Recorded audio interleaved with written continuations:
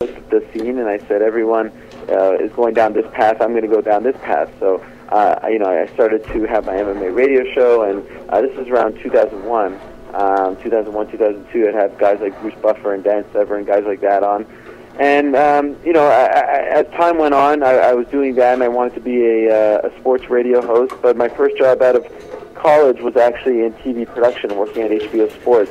And I worked in TV production for a few years, and I kind of, gave up on the dream. It was just, I was in that world, and it was just, so hard to switch over to, the front of the camera, so to speak. And I was such a big fan of MMA. It was growing more and more, especially because the sports teams that I followed were doing so poorly.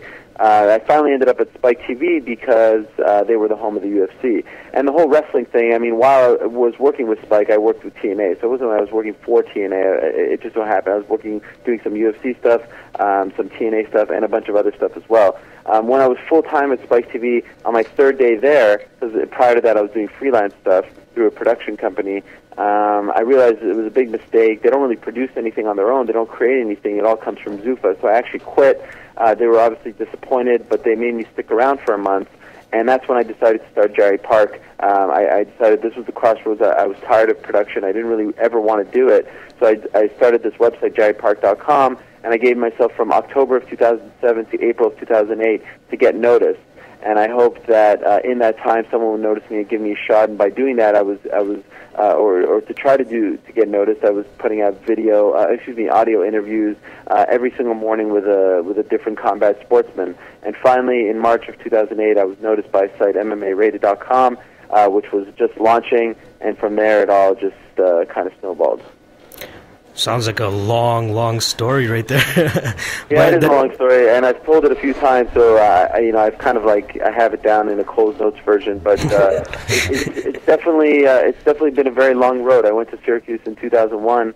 It's 2011, and I try to tell that to people who ask me, how do I break in? It's not going to happen tomorrow. But the great thing about the sport is that all the fighters are very accessible. It's a brand new sport, and if someone like me, who started my site in 2007, can do this and can be on Versus and can work for AOL in just essentially 3.5 years. That's something that I'm very proud of, and I think there are a lot of other opportunities for good journalists out there who want to cover the sport. We definitely see the hard work that you put on. You said it took about 10 years to get to this spot, and you've been rewarded with the award that you got for last year at the MMA Award Show. And you can even tell the type of how successful you've been due to all your fans and people. We were even talking about this. If we were to see you and say Quentin Rampage Jackson beside each other, we'd run up to you instead of Quentin first. Exactly. Yep. Well, that means you're crazy. Or that. Anyway, okay, we got about 10 minutes left. We're just gonna cover a little bit of news in the MMA community, just to get your thoughts on it, get a professional perspective on it as well. First, we just want to start off with the Strikeforce heavyweight delay. How do you feel about that? And do you think that really takes away from the storm that they created from the February 12th show?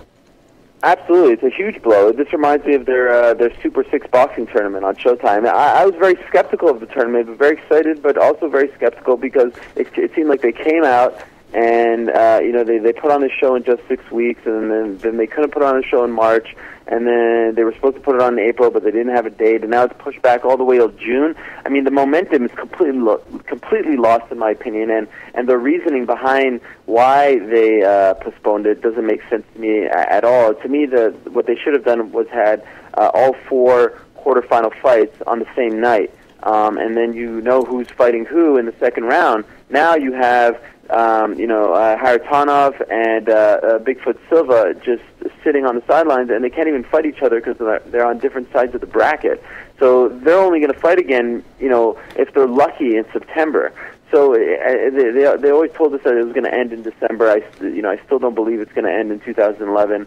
And to me, I have to wonder if this is all because of Josh Barnett. Why didn't they have the fight April 9th in San Diego or anywhere else, in California? And the only thing I could think of, because they haven't really been, very open about it, is because Barnett can't fight there right now. So I think it's very unfortunate for them. The first show did so well in the ratings, and to have to wait. It's not like that April 9th show is bad. I mean, it's actually a great card so far with Musasi Kyle and Kawajiri Melendez and Daly Diaz, but that tournament was a big part of what they were trying to do to get, to take that next step, and I think they've taken a step back now. Speaking of the June 18th show, Scott Coker or Strikeforce themselves have announced that they're going to be doing drug testing on all the fighters. How do you feel about that? And do you think that's mainly because of Barnett and Overeem, or they're just doing it? Well, I hope they do, and I don't think it should be big news. I think they should be drug testing every single fighter, at every single show. So to me, that's, I think, in response to when they had a show in Houston in August when they didn't test the fighters. So I think that this is something that needs to be done at every single event, no matter if it's Strikeforce, Bellator, UFC, whatever, and every fighter should be tested, in my opinion. Yep, I think especially with the whole Barnett Overeem case going on, and a lot of people, well, Barnett, whatever, but Overeem, a lot of people accusing him, and and he's been trying to save himself, and I think this is a perfect opportunity for him to prove to people that he's not doping and he's actually did it. He's actually done it naturally and through his own methods. And